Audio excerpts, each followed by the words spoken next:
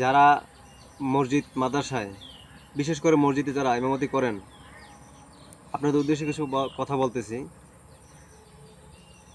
মসজিদ পৃথিবীর শ্রেষ্ঠতম একটা ইবাদতের জায়গা এবং এইখানে ইমামতি পাওয়ার যোগ্য আল্লাহ তাদেরকেই দেয় যারা এটার যোগ্য।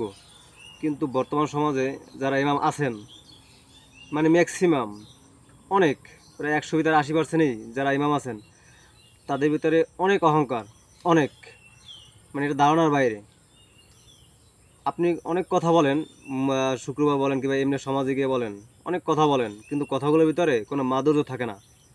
যেই মাধুর্য থাকে না, এই কথার মাধ্যমেই সমাজে বিশৃঙ্খলা, দাঙ্গা হাঙ্গামা চলতেই থাকে। এই দোষগুলো আমি আপনাদেরকে দিতেছি, কারণ হলো গিয়া আপনি একটা হাদিস বলতেছেন, খুব কড়া একটা হাদিস, মানে খুব জটিল একটা হাদিস। আপনি ওটা সাধারণভাবে বলতে পারতেছেন, পারতেন, নর্মাল ভাষায় বলতে পারতেন, যাতে সমাজ তাদের কষ্টে, মনের ভিতরে কষ্ট নিত না। কারণ আমরা যে মানুষ, আমার মনের দিল অনেক নরম। যদি হাট কথা বলি, ভালো কথা যদি হাট কথা বলি, এটা দিলে লাগে যায়। আমি আশা করব যারা ইমাম আছেন তাদের উদ্দেশ্যে বলতেছি, আপনারা যখন কথাগুলো বলবেন, হাদিসগুলো বলবেন, মানে মাধুর্যের সহিত কথাগুলো বলবেন। রাসূল সাল্লাল্লাহু আলাইহি ওয়াসাল্লাম বলছিলেন, আল হেকমা, হেকমতের সহিত কথাগুলো বলো।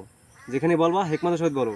কারণ একটা কথা আছে, মিড়ে কথায় বিড়ে জলা বানা যায়। মানে এটা আমি ওই উদ্দেশ্যে বলতেছি না, আপনাদের উদ্দেশ্যে বলতেছি। ইমাম যারা আছেন, আপনারা যখন কথা বলবেন, শুক্রবার জুমা নামাজে বসে অনেক জায়গায় দেখছি এরকম নামাজ, আমি অনেক জায়গায় পড়েছি এবং দেখেছি। এমন এমন হাদিস বলে, এমন এমন কথা বলে, যাতে আমারই কষ্ট লাগে। যেখানে আমি হাদিস নিজে পড়ছি, এগুলো আমি এগুলো জানি সম্পর্কে, কিন্তু আমারই গায়ে রাগ ওঠে। মানে এরকম অবস্থা। যারা আম পাবলিক আছে, যারা বোঝে না, তাদের তো মাথা গরম হওয়ার কথাই। এই জন্য আপনাদের উদ্দেশ্যে বলতেছি, আপনারা যখন যেখানে কথা বলবেন, মাদুদের সহিত কথাগুলো বলবেন, যাতে সমাজের জন্য, আমাদের জন্য কল্যাণময় হয়। আশা করি আপনারা বুঝতে পারতেছেন।